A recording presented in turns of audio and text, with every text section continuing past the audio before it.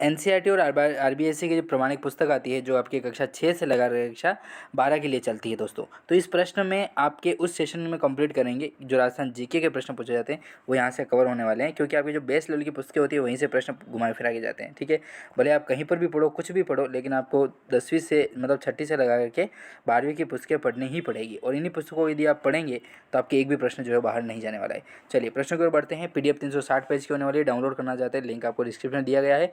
मात्र 10 से 20 रुपये में हमने जो है वो प्रोवाइड करा रखी है आपके लिए, तो जल्दी से जाइए, डाउनलोड कीजिए और अपने इस पढ़ाई को जो है उन्हें आयाम दीजिए। चलिए 110 प्रश्नों के बारे में हमने इससे पहले वाले वीडियो में बात की थी। आगे क्वेश्चन जो है वो अपन सोल्व करते हैं इस वीडियो के माध्यम से। चलिए, हाँ, मैंने आपको एक बताया था हरिराम बाबा के बारे में, तो जोरड़ा नागौर नहीं, वो जोटड़ा नागौर होगा। ठीक है, हाँ, स्थान विशेष है जो आपके नागौर का स्थान है, जहाँ पर हरिराम बाबा के द्वारा जो मंदिर है वहाँ पर सर्पदंश यदि हो जाता है या फिर सर्प किसी को काट लेता है तो वहाँ पर फेरी लगाई जाती है, और कीड़े मकोड़े यदि कोई जहरीले होते हैं तो वहाँ पर उनका इलाज जो है वह किया जाता है हरिराम बाबा। ठीक है, हाँ, वहाँ पर भोपे वगैरह होते हैं, उन्हीं के द्वारा।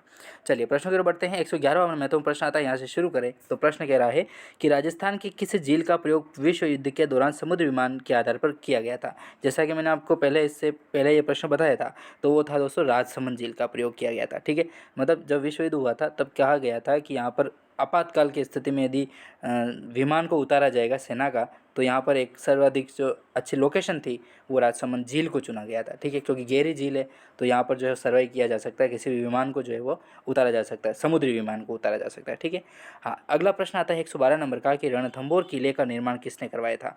देखिए, रणथंभौर का किले का निर्माण करवाया गया था किसके द्वारा, तो याद रखिएगा रणथंभन देव के द्वारा करवाया गया। अब आपको इसको कैसे याद रखना है, तो याद रखिएगा, कोई भी व्यक्ति किसी चीज़ का निर्माण करवा रहा है या फिर उसको बना रहा है, तो मान के चलिए वो खुद के नाम पर ही रखेगा।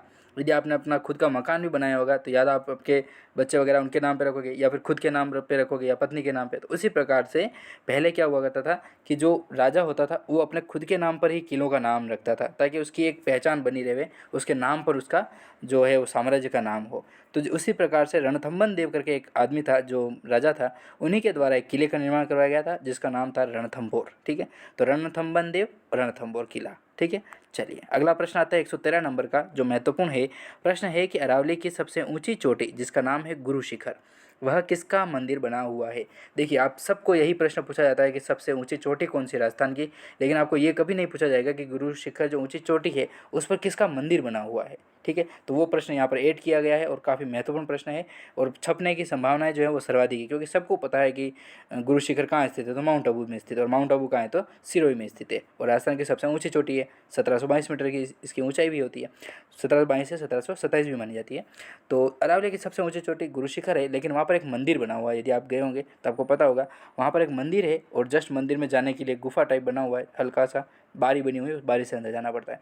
तो जो मंदिर है वो मंदिर है दोस्तों, नाम याद रखिएगा, भगवान दत्तात्रेय का मंदिर है। किसका मंदिर है, तो भगवान दत्तात्रेय, कभी नाम सुना नहीं होगा लेकिन याद रखिएगा, भगवान दत्तात्रेय जो है उनकी मंदिर बना हुआ है गुरु शिखर पर। ठीक है, हाँ, सर्वाधिक ऊंची चोटी गुरु शिखर बना हुआ है। ठीक है ना, माउंट आबू में भी अलग मंदिर है, वहाँ पर तो अर्बुदा देवी का मंदिर बना हुआ है, यदि आपको पढ़ा हो कभी तो वहाँ पर तो अर्बुदा देवी है, लेकिन भगवान जो दत्तात्रेय का मंदिर है वो गुरु शिखर की ऊंची चोटी पर बना हुआ है। और याद रखिएगा, वहाँ पर दो चट्टानें हैं, एक का नाम है ननरोक और एक का नाम है टोड रॉक। टोड रॉक जिसको कहते हैं वो है अपनी मेंढक की आकृति की बनी हुई एक चट्टान है, उसका नाम है, और नन रॉक कहते हैं घूंघट काढ़ी हुई एक औरत है, उसके जैसे दिखने में प्रतीत होता है, इसलिए उसका नाम नन रॉक है। ठीक है, हाँ, थोड़ी कुछ ज़्यादा एक्स्ट्रा जानकारी दी है, याद रखिएगा। 115 नंबर का प्रश्न है कि दिलवाड़ा के जैन मंदिर कहाँ पर स्थित हैं दोस्तों।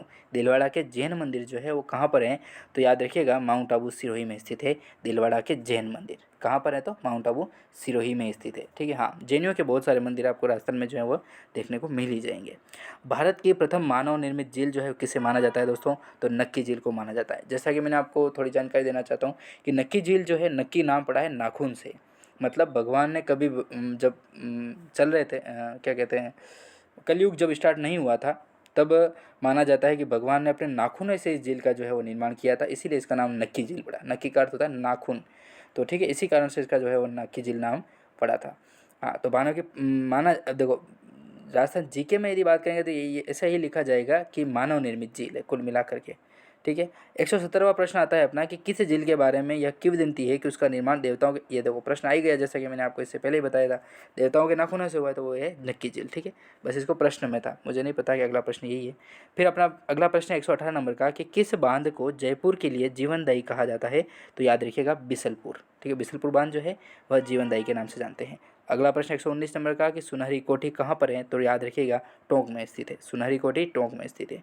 120 नंबर का प्रश्न है कि बुढ़ा जोहर गुरुद्वारे का निर्माण किसने करवाया, मतलब किसके द्वारा करवाया गया, तो संत फतेह सिंह के द्वारा। अगले क्वेश्चंस अगले वीडियो में। धन्यवाद।